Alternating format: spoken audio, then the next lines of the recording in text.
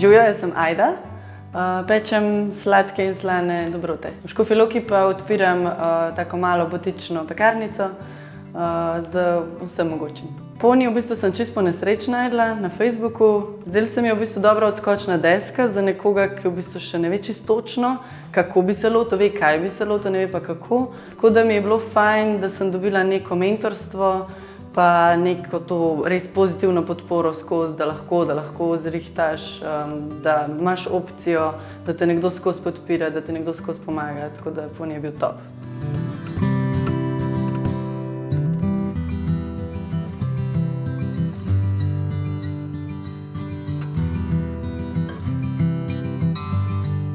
Živijo, sem Petra Markič, imam podjetje Zgodbe iz gline, ki se ukvarja z prodajo unikatne keramike pa delavnicam za glino. Ja, ta ideja v enem delu izvira malo iz mojega otroštva in sicer je moj začetek bil bolj v tem, da sem šla na delavnico s svojim očetom. In tukaj je izvor v teh mojih povezovalnih delavnicah z glino, ki imajo v glavnem namen to, da starš podari svoj čas otroku v skupni izkušnji ustvarjanja.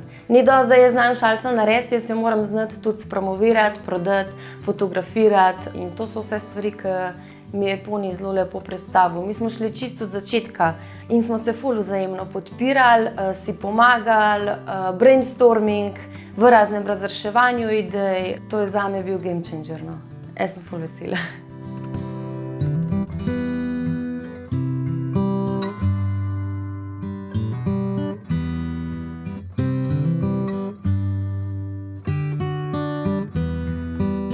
Živjo, moje ime je Andreja Košir. Prihajam iz Gornjega Jezerskega, tukaj živim in ustvarjam pravljičnih 7 let.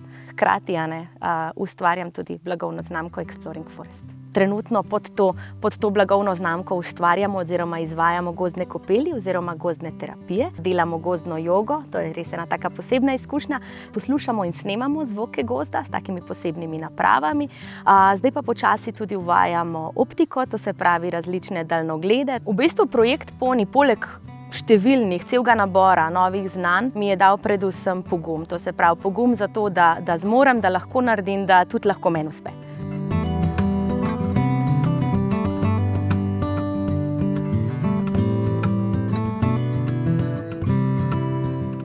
Sem Sabina Rozman in se ukvarjam s proizvodnjo in prodajo hard seltzer pijače pod brandom Koivu. V bistvu mož je ljubiteljski pivovar že kar nekaj let.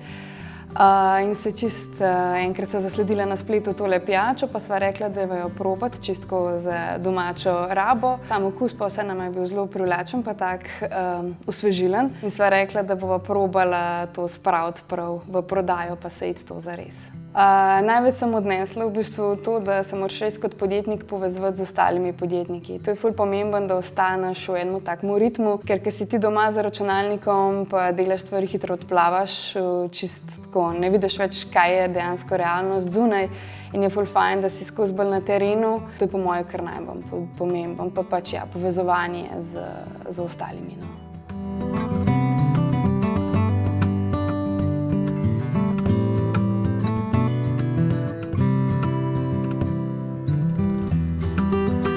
Poni ima tako luštno kratico, na dolgo se temu projektu sicer reče podjetno nad izzive. Ima pa to posebnost, da mi potencialne podjetnike za 4 mesece zaposlimo.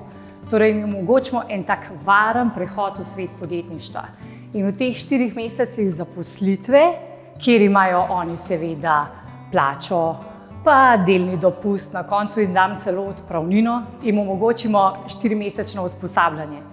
In to je mogoče ta razlika, ne? Marsikje bi za vsa ta usposabljanja v bistvu podjetnik plačal, mi ga pa plačujemo, pa še izobražujemo.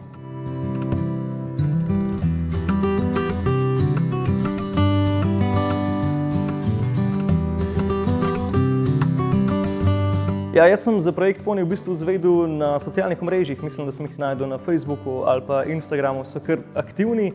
In ravno v tistem času sva s kolegom se nekako pogovarjala, da bi naredila aplikacijo za prodajo užitne hrane, ki bi se sicer zavrgla. Sem rekel, wow, to je čudovito podporno okolje, kamor lahko prideš in si na koncu dejansko še plačan za to, da razvijaš idejo, imaš mentoriranje in da bi bila zamujena priložnost, če se ne prijavi na to.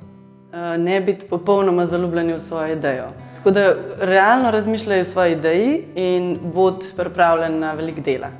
Da se splača v bistvu verjeti vase, zaplavati, pa ne čakati, da boš pripravljen, ker v bistvu nikoli nisi zares pripravljen. Pač skoči v vodo, pa boš že plaval, pa ti bodo pomagali.